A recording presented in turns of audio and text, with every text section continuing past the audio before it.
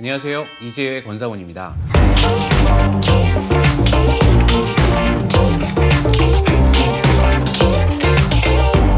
Can't stop. 커트의 시작이자 하나의 스타일로도 완성되는 원랭스 컷 잘 알고 계신가요? 오늘은 원랭스 컷에 대해 알아보겠습니다.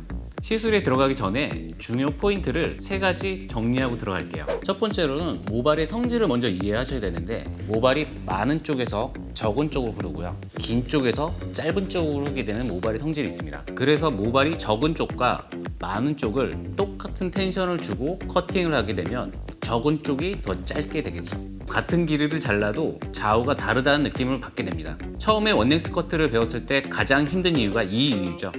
두 번째는 매트 헤어와 드라이 헤어에 대한 차이입니다. 젖은 머리 상태에서는 아무리 커트를 정확하게 잘라도 마르면서 달라지게 되죠. 첫 번째 말씀드렸던 모량의 차이, 물에 대한 무게감, 모류의 흐름, 가마의 변수가 작용하게 됩니다. 그래서 웨트 커트는 너무 꼼꼼하게 자르고 텐션을 주어서 자르게 되면 밸런스가 맞지 않게 됩니다. 젖은 상태보다 드라이 커트 할 때 집중도를 높여주는 것이 좋습니다. 세 번째로는 고객의 자세와 시술자의 자세입니다. 고객의 자세는 왜 중요할까요? 고객의 고개를 숙인 채로 커팅을 하게 되면 이사도라 형태의 앞선이 짧아진 형태가 나옵니다. 저도 초보 디자이너 때 많이 했던 실수인데요. 처음에 손님 고개를 숙이고 원랭스를 자를 때 나중에 고개를 들지 않을 경우가 있어요. 그렇게 되면 어떻게 되시냐면은 고개가 숙인 상태로 원랭스를 자르게 되시면 실제로 손님이 고개를 드셨을 때는 이사도라 형태의 앞선이 짧아지는 커트가 나오죠. 한 번 짧아진 머리는 두 번 다시 돌아오지 않습니다. 고객의 크레임이 될 수 있겠죠. 고객이 좌우가 삐뚤어져 있을 때는 마찬가지로 이런 식으로 언밸런스가 나오겠죠. 이렇게 나오겠죠. 그래서 고객의 자세가 되게 중요하다는 부분입니다. 그 다음은 시술자의 자세인데요. 시술자가 원랭스를 자를 때 좌우가 움직이거나 어깨가 달라져 있으면 마찬가지로 원랭스가 삐뚤어지게 나와요. 몸이 센터 중심으로 해서 빗을 앞으로 당겨서 커트를 해주셔야지 일자가 나오죠. 보통 좌우로 움직이게 되시면 라운드 형태가 되시기 때문에 좌우가 좀 짧아진 형태가 나와요. 그리고 옆선 머리를 자를 때는 사람의 모발이 뒤에는 많이 있는데 옆에는 귀와 얼굴면에 모량이 적기 때문에 임의적으로 커트를 약간 길게 해주셔야지 드라이 커트 했을 때 같은 길이로 나오세요.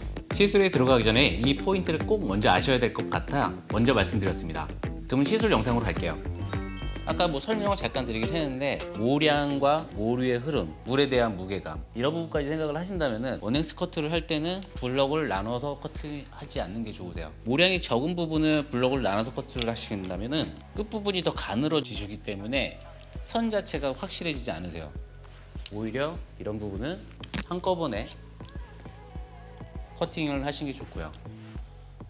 아까도 말씀드렸다시피 이제 모량이 많은 쪽에서 적은 쪽으로 흐르고 긴 쪽에서 짧은 쪽으로 흐르기 때문에 텐션을 많이 주셔서 커팅을 하게 되면 어느 한쪽으로 치우치게 되세요.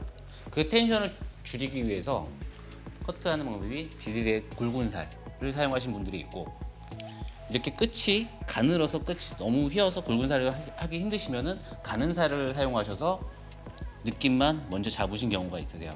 오늘 같은 경우는 끝선 모발 자체가 너무 가늘어서 가는 살을 먼저 사용하시고 드라이 커트 할 때 다시 굵은 살로 해서 텐션을 업해서 커팅을 할 것 같아요.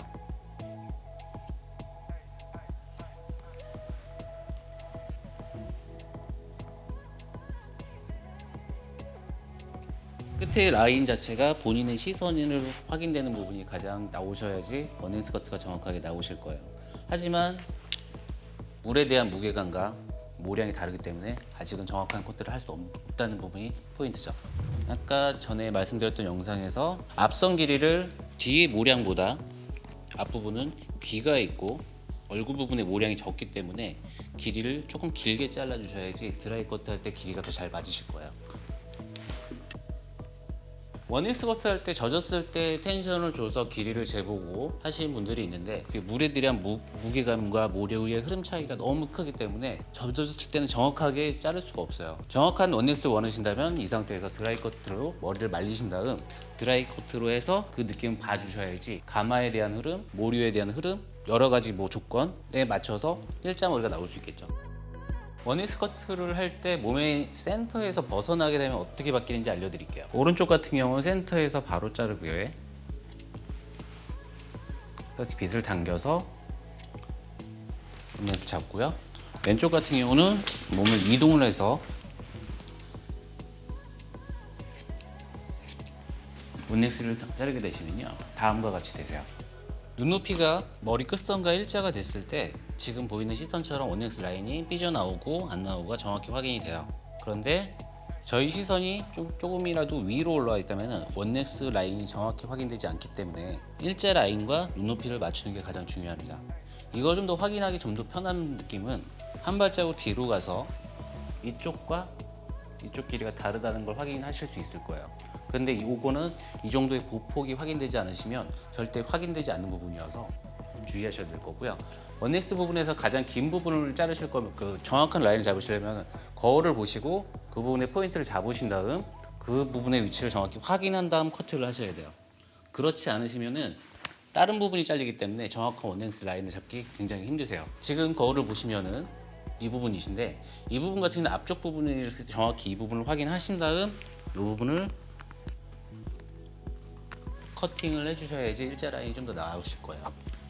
고개를 살짝 숙이신 다음 밑에 삐져나온 머리를 커팅을 해주시면요, 머리는 좀 더 안으로 감기는 듯한 머리로 들어가세요. 너무 과도하게 자르시면 안쪽이 짧아지시거나 옆쪽이 짧아지시기 때문에 약간만 한 1cm에서 0.5mm 정도 이렇게 잘라주시면 좋은 팁이 되실 것 같습니다. 원넥스 커트를 하실 때 손으로 잡고 노텐션으로 커팅하시는 분들이 있고요, 빗으로 텐션을 없이 커팅하시는 부분이 있는데 개인적으로는 저는 빗을 좀 추천해 드리긴 해요.